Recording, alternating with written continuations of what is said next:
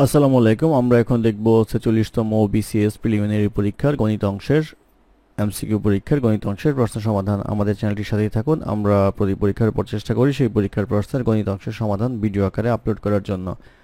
অঙ্ক শুরু হবে 1 নম্বর অঙ্ক দিয়ে। 1 নম্বর অঙ্কে বলা ছিল নিচের কোন ভগ্নাংশটি 3/2 হতে বড়। তো এটা আমাদের টেস্ট করার সিস্টেমটা হচ্ছে, ধরেন আমরা খ ধরে নেই। খ হচ্ছে 8/11/8, আর এটা হচ্ছে 3/2। তাহলে কোনাকুনি গুণ করতে হবে। 3 আসবে হচ্ছে 24, আর 11 দুগুণে আসবে হচ্ছে 22। যেহেতু এই 24টা বড়, সেই ক্ষেত্রে 11/8 হচ্ছে 3/2 থেকে বড়। তাহলে 11/8 হবে হচ্ছে এই প্রশ্নের উত্তর। বাকিগুলো আপনারা অপশন টেস্টের মাধ্যমে বা এই প্রসিডিউরে করতে পারবেন। তারপর প্রশ্ন নাম্বার 2, বার্ষিক 5% হার মুনাফায় 400 টাকার 2 বছরের চক্রবৃদ্ধি মূলধন কত? চক্রবৃদ্ধি মূলধন মানে হচ্ছে মুনাফা প্লাস হচ্ছে মূলধন, দুইটা মুনাফা প্লাস মূলধন এই দুইটা মিলে যা হয় সেটা। তো বার্ষিক 5% হার মুনাফায় 400 টাকার 2 বছরের। তো আমরা প্রথমে বের করব হচ্ছে 400 টাকার 1 বছরের। তাহলে 5/100 ইকুয়ালস আসবে হচ্ছে 20 টাকা। এটা হচ্ছে 1 বছরের মুনাফা। দ্বিতীয় বছরের ক্ষেত্রে আমাদের মুনাফার সাথে মূল টাকাটা যোগ হয়ে যায়, অর্থাৎ 400 টাকা আর 20 টাকা আসবে হচ্ছে 420 টাকা। আর 420 টাকার 5% বের করতে হবে। এটা এটা কাটা যায়, এটা কাটলে আসে হচ্ছে 2, তাহলে আসবে হচ্ছে 21 টাকা। তাহলে প্রথম বছরের ইন্টারেস্ট 20 টাকা, দ্বিতীয় বছরের ইন্টারেস্ট হচ্ছে 21 টাকা। সব মিলিয়ে হচ্ছে 400 টাকা যোগ হচ্ছে 20 টাকা যোগ হচ্ছে 21 টাকা, এই আসবে হচ্ছে 441 টাকা। এই 441 টাকা হবে হচ্ছে এই প্রশ্নের উত্তর। তারপর প্রশ্ন নাম্বার 3 বলা আছে 100 থেকে বড় দুইটি পূর্ণবর্গ সংখ্যার যোগফল 300 হলে সংখ্যা দুটির অনুপাত কত? তো যোগফল যদি 300 হয়, এখানে অনুপাতগুলি দেওয়া আছে, সেক্ষেত্রে আমাদের খেয়াল রাখতে হবে অনুপাতগুলোর যোগফল দিয়ে যাতে এটাকে ভাগ করা যায় নিঃশেষে। তো এটা যোগ করলে আসবে হচ্ছে 1 + 9 = 10। 300-কে 10 দ্বারা ভাগ করা যায়, 10 দিয়ে ভাগ করলে আসবে হচ্ছে 30। তাহলে একটি সংখ্যা আসবে হচ্ছে 30, একটি সংখ্যা আসবে হচ্ছে 3 নং 27 270। কিন্তু এটা সম্ভব নয়, কারণ হচ্ছে এটা 100-র চেয়ে বড় হতে হবে। দ্বিতীয় ক্ষেত্রে এটা যদি আমরা করি 2 + 5, এটা হচ্ছে 7-এর সমান। তো 300-কে 7 দ্বারা ভাগ করলে নিঃশেষে ভাগ যায় না, তাহলে এই অপশনটা বাদ। আর 2 + 3, এটা আসে হচ্ছে 5। 300-কে যদি আমরা 5 দ্বারা ভাগ করি তাহলে আসবে হচ্ছে 60, এবং 2 এর জন্য আসবে হচ্ছে 120, আর ওটার জন্য আসবে হচ্ছে 3 এর জন্য আসবে হচ্ছে 3 × 6 = 18, 180। তাহলে 120 আর 180 এই দুইটা হয় হচ্ছে সংখ্যা দুইটি, তাহলে অনুপাত আসবে হচ্ছে 2:3। তাহলে এটি হবে এই প্রশ্নের উত্তর। তারপর প্রশ্ন নাম্বার 4 বলা আছে x² - 7x + 12 ≤ 0 সমাধান সেট কোনটি? তো এই ক্ষেত্রে আমরা করব হচ্ছে x² - 7x + 12 = 0, বা এটা করলে আসবে হচ্ছে x² - 4x - 3x + 12 = 0। Middle term করে আর কি, x - 4 - 3x - 4 = 0, বা এটা আসবে হচ্ছে x - 4 × x - 3 = 0। অতএব বলতে পারবো x = 4, x = 3। তো এই ক্ষেত্রে আমাদের যেহেতু এটা ইকুয়ালস নয়, এটা হচ্ছে লেস দেন অর ইকুয়ালস, সেই ক্ষেত্রে আমাদের উত্তর আসবে হচ্ছে গ নাম্বার, অর্থাৎ 3, 4, যেটা হচ্ছে 3 থেকে 4 এর মধ্যে যে কোনো সংখ্যা হতে পারে। এটি হবে এই প্রশ্নের উত্তর। তারপর প্রশ্ন নম্বর 5 বলা আছে x² + y² + z² = 2, xy + yz + zx = 1 হলে x + 2y² + y + 2z² + z + 2x² এর মান কত? তো এইটাকে করতে হবে, দেওয়া আছে হচ্ছে a + b² অর্থাৎ x² + 4xy + 4y²। দ্বিতীয়টার ক্ষেত্রে আসবে হচ্ছে y² + 4yz + 4z²। তৃতীয়টার ক্ষেত্রে আসবে হচ্ছে z² + 4xz + 4x²। তো এটা করলে আসবে হচ্ছে 5x² + 5y² + 5z² + 4xy + 4yz + 4zx। তো আমরা যদি 5 কমন নিই তাহলে আসবে হচ্ছে x² + y² + z² + 4 × xy + yz + zx। তো এটার মান যদি আমরা বসাই তাহলে আসবে হচ্ছে 5 × 2 + 4 × 1 ইকুয়ালস আসবে হচ্ছে 10 + 4 ইকুয়ালস আসবে হচ্ছে 14। এই 14 হবে হচ্ছে এই প্রশ্নের উত্তর। তারপর প্রশ্ন নাম্বার 6 বলা আছে 3x - y = 3, 5x + y = 21 হলে x y এর মান কত? তো এখানে আছে হচ্ছে 5x + y = হচ্ছে 21 আর 3x - y = হচ্ছে 3। এই দুটো যদি আমরা যোগ করি তাহলে আসবে হচ্ছে 8x = 24। অতএব x আসবে হচ্ছে 3, 3 × 24।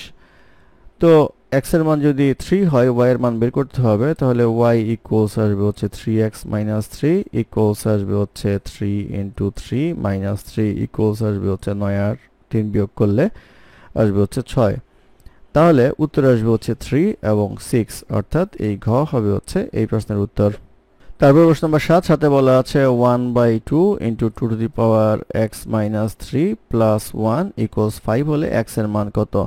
তো এটা করলে আসবে হচ্ছে 2 ^ 1 × 2x - 3 আসবে হচ্ছে 5 - 1 = 4, বা এটা করলে আসবে হচ্ছে 2 ^ x - 3 - 1 = 2 স্কয়ার, বা 2 ^ x - 4 আসবে হচ্ছে 2 স্কয়ার।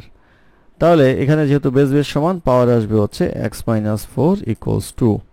তাহলে x আসবে হচ্ছে 6। এই 6 হবে হচ্ছে নির্ণেয় মান, এটি হবে এই প্রশ্নের উত্তর। তারপর প্রশ্ন নাম্বার 8 বলা আছে log √8 x = 3 1/3 এর x এর মান কত? তো এটা আমরা করতে পারবো হচ্ছে log √8 x = এটা লেখা যাবে হচ্ছে, এটা আলটিমেটলি হচ্ছে 3 সমস্ত 3 ভাগের 1, এটাকে লেখা যাবে হচ্ছে 10/3। তো এটা লিখবো হচ্ছে 10/3। তো এই নিয়ম অনুযায়ী আমরা জানি x আসবে হচ্ছে √8 ^ 10/3, এটা আসবে। তো 8 এর যদি পাওয়ার আমরা রুটকে পাওয়ার হাফ করি তাহলে আসবে হচ্ছে 10/3, এটা কাটা করলে আসবে হচ্ছে 5/3। তাহলে আমরা লিখতে পারবো 8 ^ 5/3। এখন এই 8 কে লেখা যায় হচ্ছে 2³ আর থাকে হচ্ছে 5/3, এই 3 কাটা থাকে হচ্ছে 2 ^ 5। এই 2 ^ 5 এর মান হচ্ছে 32। তাহলে এই 32 হবে হচ্ছে নির্ণেয় মান, এটি হবে এই প্রশ্নের উত্তর। তারপর প্রশ্ন নাম্বার 9 বলা আছে 1 হতে বড় 1000 এর মধ্যে কতগুলো সংখ্যা আছে যারা 6 দ্বারা বিভাজ্য নয় কিন্তু 30 দ্বারা বিভাজ্য, 16 দ্বারা বিভাজ্য নয় কিন্তু 30 দ্বারা বিভাজ্য। তাহলে 30 দ্বারা বিভাজ্য কয়টা আছে সেটা আমরা বের করব। এই 1000 কে যদি আমরা 30 দ্বারা ভাগ করি তাহলে আসবে হচ্ছে 33 পয়েন্ট সামথিং, তাহলে আসবে 33টা সংখ্যা।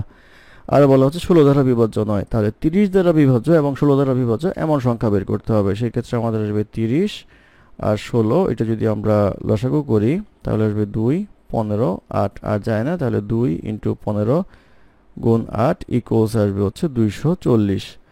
তো এই 1000 কে যদি আমরা 240 দ্বারা ভাগ করি তাহলে পাওয়া যাবে হচ্ছে 4 দশমিক সামথিং। সেক্ষেত্রে 4টা সংখ্যা থাকবে যেগুলি 30 দ্বারা অবিভাজ্য, 16 দ্বারা অবিভাজ্য। তাহলে 30 দ্বারা বিভাজ্য কিন্তু 16 দ্বারা বিভাজ্য নয়, এমন হিসাব করলে এখান থেকে আমরা 4 বাদ দিব, থাকবে হচ্ছে 29, অর্থাৎ সংখ্যা হবে হচ্ছে 29। এটা অপশনে নেই, 29 হবে হচ্ছে এই প্রশ্নের উত্তর। তারপর প্রশ্ন নাম্বার 10 বলা আছে একটি সিলিন্ডারের বৃত্তীয় তলের ব্যাসার্ধ 2 সেন্টিমিটার এবং উচ্চতা 6 সেন্টিমিটার হলে উহার তলগুলোর মোট ক্ষেত্রফল কত? তো ব্যাসার্ধ মানে হচ্ছে r, এটা দেওয়া আছে হচ্ছে 2, উচ্চতা মানে হচ্ছে h, এটা দেওয়া আছে হচ্ছে 6। উহার তলগুলোর ক্ষেত্রফল হচ্ছে 2πr × r + h, এটা হচ্ছে সূত্র। তো এটা আসবে হচ্ছে 2π, r এর মান হচ্ছে এখানে 2 আর হচ্ছে 2 + 6, এটা আসবে হচ্ছে 4π × 8 আসবে হচ্ছে 32π। এই 32π হবে হচ্ছে এই প্রশ্নের উত্তর। তারপর প্রশ্ন নাম্বার 11তে বলা আছে কোন একটি ত্রিভুজের দুইটি কোণের পরিমাণ 28 এবং 62 ডিগ্রি হলে ত্রিভুজটি কোন ধরনের? 28 এবং 62 ডিগ্রি যদি হয়, 28 ডিগ্রি প্লাস 62 ডিগ্রি যদি আমরা যোগ করি তাহলে আসে হচ্ছে 90 ডিগ্রি, এবং অপর কোণটা অবশ্যই 90 ডিগ্রি হবে কারণ ত্রিভুজে 3 কোণের সমষ্টি 180 ডিগ্রি। তাহলে একটা কোণ 28, একটা কোণ 62, একটা কোণ হচ্ছে 90 ডিগ্রি। তাহলে এটা আমরা বলতে পারবো একটা সমকোণী ত্রিভুজ, এটি এই প্রশ্নের উত্তর। তারপর প্রশ্ন নম্বর 12তে বলা আছে 4 সেন্টিমিটার বাহু বিশিষ্ট বর্গক্ষেত্রের পরিলিখিত বৃত্তের ক্ষেত্রফল কত? অর্থাৎ যদি বাহুটা এমন হয় 4 সেন্টিমিটার এবং পরিলিখিত বৃত্ত যদি এরকম ভাবে আমরা আঁকি তাহলে বৃত্তের ক্ষেত্রফল বের করতে বলা হচ্ছে। তো এটার যে কর্ণটা আছে এটা হচ্ছে বৃত্তের ব্যাসের সমান। তো যেহেতু 4 হচ্ছে বাহুর দৈর্ঘ্য, তাহলে কর্ণ যেটা আছে কর্ণ আসবে হচ্ছে 4√2, আর ব্যাসার্ধ যেটা আসবে ব্যাসার্ধ আসবে হচ্ছে এই কর্ণের অর্ধেক, অর্থাৎ 4√2/2 আসবে হচ্ছে 2√2। এটা হচ্ছে ব্যাসার্ধ আর এর মান। এখন বৃত্তের ক্ষেত্রফল বের করতে বলা হচ্ছে, ক্ষেত্রফল হচ্ছে পাই আর স্কয়ার, তাহলে পাই 2√2 হোল স্কয়ার। এইটা আসবে হচ্ছে 2 দুগুণে 4, 4 দুগুণে 8, অর্থাৎ আসবে হচ্ছে 8 পাই। এই 8 পাই বর্গ সেন্টিমিটার হবে হচ্ছে বৃত্তের ক্ষেত্রফল। এটি এই প্রশ্নের উত্তর।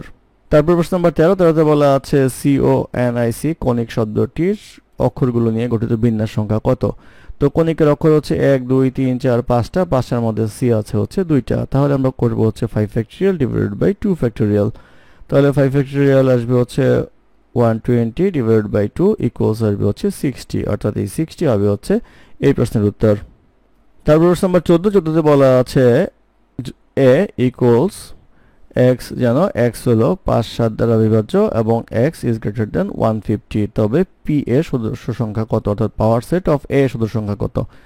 আগে বের করতে হচ্ছে a কত, সেটা 5 এবং 7 দ্বারা বিভাজ্য, তাহলে আমাদের আসবে হচ্ছে অবশ্যই 35-এর গুণিতক হবে সংখ্যাগুলো। তো 150-এর ভিতরে 35-এর গুণিতক সংখ্যা আছে হচ্ছে মোট 4টা, তাহলে তার উপাদান সংখ্যা হবে হচ্ছে, এর উপাদান সংখ্যা হবে হচ্ছে 4টা। তো পাওয়ার সেটের সূত্রটা হচ্ছে 2 টু দি পাওয়ার n, তাই 2 টু দি পাওয়ার n হলে 2 টু দি পাওয়ার 4 ইকুয়ালস আসবে হচ্ছে 16, অর্থাৎ পাওয়ার সেটের সদস্য সংখ্যা হবে হচ্ছে 16টা। এটি এই প্রশ্নের উত্তর।